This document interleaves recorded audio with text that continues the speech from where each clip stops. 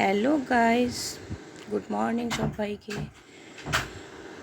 তো আজকে আমি সকালে জলখাবারে একটা নাস্তা তৈরি করলাম, তো এটা তোমাদের সাথে শেয়ার করব। তো দেখো, আমি সব কেটে নিয়েছি।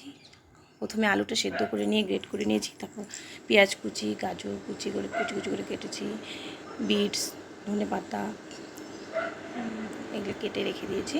তারপরে পরিমাণ মতো আটা নিয়ে আলুটার সাথে ভালো করে মিলিয়ে নেব, একটু করে জল দেবো আর মিলিয়ে নেব। তার মধ্যে দেবো লবণ, একটু চিনি, তারপর শস্য দানা, আর আমি দিয়ে দেব শস্য দানাটাও দিয়ে দিলাম। তো দেখো,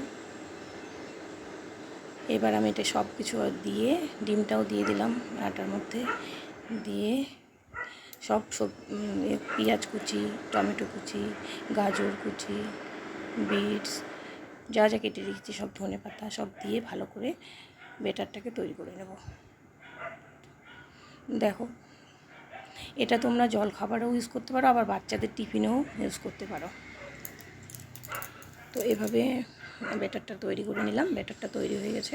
ওদিকে আমি তাওয়া বসিয়ে দিয়েছি। তো তাওয়াও গরম হয়ে এসছে। দেখো, ব্যাটারটাকে পরিমাণ মতো জল দিয়ে দিয়ে ব্যাটারটাকে তৈরি করতে হবে ভালোভাবে।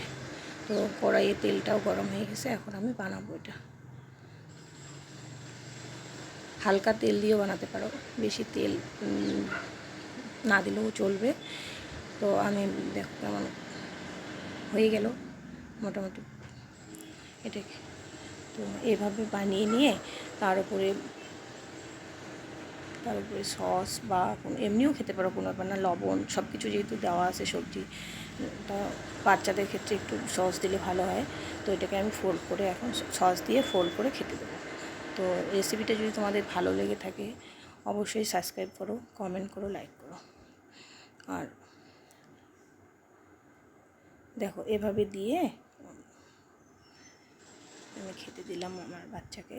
তো আমার বাচ্চা তো পছন্দ করে, এমনি সবজি খেতে চায় না। তো এর মধ্যে আমি সবজি সব ঢেলে দিয়েছি। তো এটা হেলদি, সকালের ব্রেকফাস্ট, হেলদি ব্রেকফাস্ট হিসেবেও বলা যেতে পারে। কারণ এমনি তো বাচ্চাগুলো সবজি এখন খেতেই চায় না, তাই এখানে ডিম সবজি দুটোই আছে।